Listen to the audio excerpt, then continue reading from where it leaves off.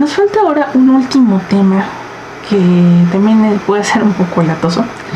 Es divertido precisamente para hacer acertijos y tiene que ver con algo que le vamos a llamar el ocultamiento. Es decir, a veces variables tocayas pueden coexistir, pero se ocultan las unas a las otras. Y para eso vamos a tener que distinguir entre los atributos y las variables locales. Estos son los que se pueden llegar a llamar igual. Entonces vamos a ver, por un lado, los atributos de los objetos o las variables de clase, y por otro lado, las variables locales que solo existen dentro de los métodos o funciones, incluyendo sus parámetros. Entonces vamos a pensar en atributos y variables de clase o en variables locales y parámetros. Y la forma más rápida de distinguir estos dos es que los atributos o variables de clase se suelen escribir en la parte de hasta arriba de las clases. Observen que están directamente entre las dos llaves que delimitan la definición de una clase. Vienen precedidos por su acceso y son variables que se van a poder acceder por cualquier método que se encuentre adentro de la clase. Entonces, esto de que les pongamos hasta arriba es convención, no es obligatorio por el compilador, pero todos los programadores van a esperar encontrar sus declaraciones de variables en la parte de arriba. En el caso de las variables locales o los parámetros, los parámetros ya sabemos que se encuentran entre los paréntesis en la declaración de una función, y que las variables locales son aquellas que se están creando y utilizando entre las llaves adentro de un método. Entonces, ojo, aquí se darán cuenta de por qué los estamos molestando siempre con la indentación de las llaves. Aquí, en la forma en la que está escrito, es muy fácil darnos cuenta dónde empieza la clase, dónde termina, y que esto que tenemos aquí afuera son atributos. Acá igualmente la indentación me permite ver muy rápidamente que esta es la declaración de un método que se encuentra adentro de la declaración de una clase, y que por consiguiente todas las variables que yo estoy creando aquí solamente existen entre esta llave y esta llave.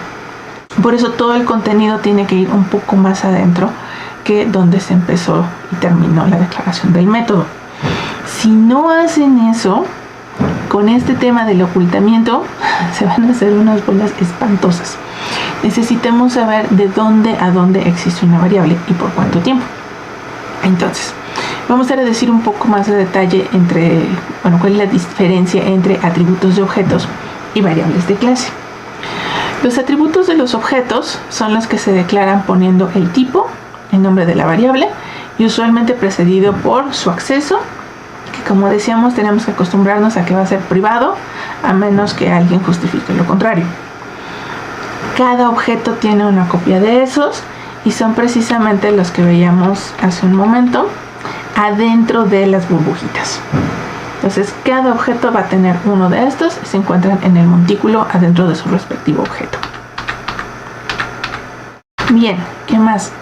Tenemos entonces las variables de la clase. Estas no le pertenecen a un objeto. Todos los objetos comparten una sola variable. Un ejemplo muy útil es, si queremos contar cuántos objetos hemos creado de una clase, pues podemos crear una variable de la clase que se llame cuenta objetos. Estas variables, se recordarán al inicio de este tema, se encuentran en el área de métodos. Entonces nos regresamos al principio.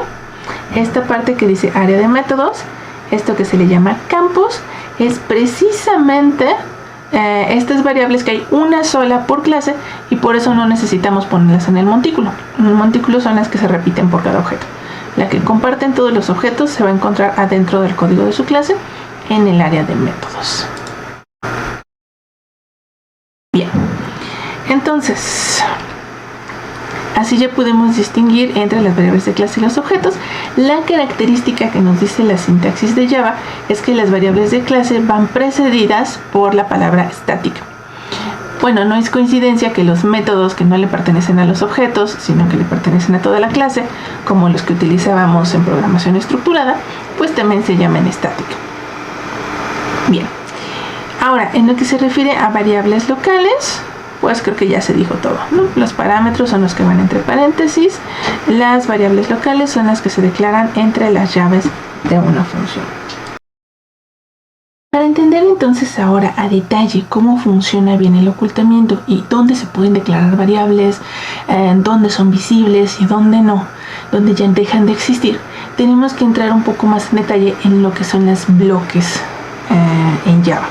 Ya habíamos mencionado antes que un bloque son aquellos elementos que se delimitan por un par de llaves, llave que abre y llave que cierra. De hecho, en particular, lo que estamos viendo aquí es precisamente, por ejemplo, aquí tenemos el bloque de la clase y entonces podemos ver que los atributos o las variables de clase pertenecen a este bloque. Aquí podemos ver cómo cuando se define una función se inicia y se termina un bloque y entonces todos los elementos que tenemos aquí adentro pertenecen a este bloque, pero esa no es la única manera, no son los dos únicos bloques que podemos tener. Entonces, por ejemplo, cuando poníamos un while, un for, un if, veíamos que podíamos poner un solo enunciado o que podemos poner un bloque, podíamos poner un bloque para tener secuencias de elementos ahí adentro. Entonces todos esos van a contar aquí. Lenguajes como Java permiten tener ambientes anidados, es decir, uno dentro de otro. Por eso podemos tener whiles adentro de las funciones, fors adentro de otros fors, y cada uno de ellos están definiendo bloques. En un ambiente se pueden declarar variables que serán visibles dentro de él y en todos los bloques que estén a su vez dentro de él. Ahora vamos a tener aquí reglas. En un bloque interno no se pueden declarar variables que se llamen igual que variables en bloques que los contienen. Y si una variable local se llama igual que un atributo, lo oculta. Entonces ahí sí vamos a distinguir entre dos bloques, el que pertenece a la clase y los que están adentro de las funciones. Y vamos a ver ejemplos de cada uno de estos puntos. Aquí tenemos uno de esos ejemplos enredosos. Es una clase nada más de ejemplo que se llama ambientes. Observen que aquí ahorita sí ya a los atributos le quité los guioncitos de abajo para poder ejemplificar lo que vamos a hacer. De hecho, esta convención de ponerle guioncitos a los atributos se suele utilizar más en C++. Los que lo quieren utilizar en Java también es válido, pero esa sí no es obligatoria, ¿no? Es un poco más al gusto del programador o de acuerdo con las políticas del equipo con el que estén trabajando. Entonces, vamos a jugar aquí ahorita con variables llamadas val. Tenemos en el primer ambiente dos atributos, una que se llama val y la vamos a ir tratando de copiar por todos lados donde se deje. Y vamos a tener otra variable que se va a llamar única y esta no la vamos a ocultar con nadie, es la única que se va a llamar así. Entonces, estas variables son accesibles desde los métodos que se encuentran adentro de este ambiente. Por eso vamos a hablar de métodos anidados, ¿no? Este ambiente de este método está adentro de este de acá. Entonces podemos acceder a estas variables si estamos adentro de los métodos del objeto ambientes. Bien, ahora en el constructor de ambientes vamos a declarar un parámetro que también se llame val. Aquí está entonces el problema. Acuérdense que iría en la pila, en el registro de llamada a el constructor ambientes. Mientras que esto existe en el globito objeto de tipo ambiente que está en el montículo. Entonces se llaman igual, pero definitivamente no son la misma. Sin embargo, Java sí nos permite crear esto. La forma en que va a resolver Java el asunto de, bueno, entonces cuando escriban val, ¿a quién se refieren? ¿A esta o a esta? Es que va a empezar a resolver de adentro hacia afuera.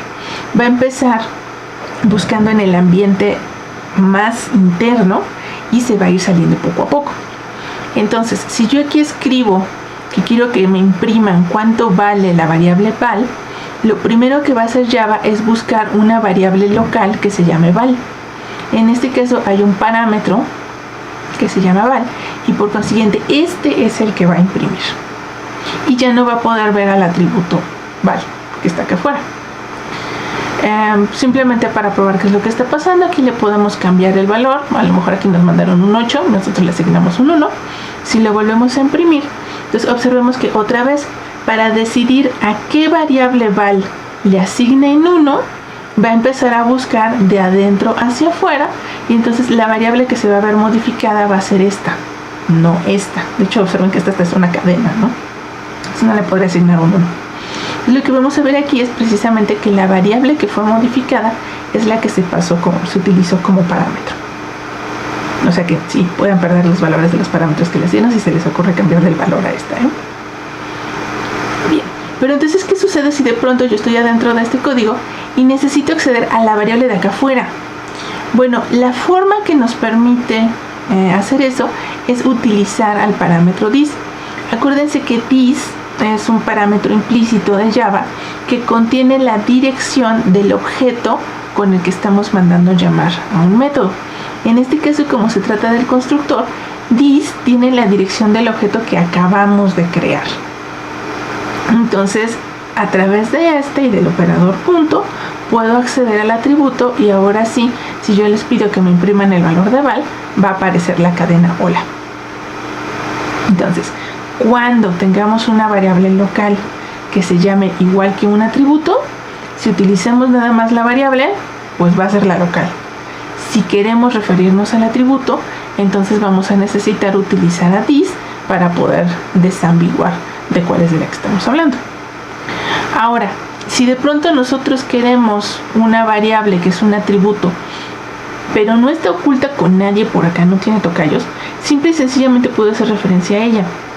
Porque otra vez, la lógica de Java es que va a empezar a buscar de adentro hacia afuera, se va a dar cuenta de que no existe ninguna variable local llamada única, no hay ningún parámetro que se llame única, y entonces va a buscar entre los atributos y se va a dar cuenta de que aquí está la variable que necesitaba y la va a mandar a imprimir, nadie la toca. Ahora que abajo tenemos un ejemplo chistoso, podemos inventar bloques. Es decir, observen que aquí no hay un if, no hay un while, no hay nada por el estilo. Simple y sencillamente abrí y cerré una llave por antojo y adentro de este bloque declaré una variable que se llama val1. Bueno, esta variable solamente existe entre esta llave y esta llave. De hecho, aquí abajo tenemos un intento por imprimir val1 y esto ni siquiera compila, porque me va a decir que esta variable no existe aquí. Entonces, otra vez, esa es la lógica, de adentro hacia afuera. En el instante en el que salgo de este bloque, ya no puedo volver a encontrar esa variable. Esto a veces algunos programadores lo utilizan cuando quieren que una variable solamente sea visible en un cachito del código. Bien. Y luego acá tenemos un ejemplo donde precisamente el bloque forma parte de un comando, en este caso de un ciclo for, y también creamos una variable local que se llama val2 y solamente va a ser visible entre esta llave y esta llave. Cuando salgamos del bloque de esta instrucción, val2 otra vez ya no va a existir. Y bueno, para los que tengan un poco de curiosidad, observen que puse val2 y val, que es la val que tenemos acá arriba. Entonces este código, bueno, va a hacer cosas muy extrañas y les recomiendo que no mezclen este tipo de cosas. Bueno, no lo sé. Por lo general este tipo de cosas cruzadas no se ven a menos que sean muy necesarias en el código. Pero bueno, pueden probarlo y ver qué hace. Finalmente, bueno, aquí nada más es el ejemplo de cómo se manda a llamar al constructor y se pueden aquí ejecutar estas líneas. De hecho, vamos a ponerle aquí un 2 para que al menos ejecute una vez lo que está acá adentro. Ahí está. Y bueno, con eso terminaríamos esta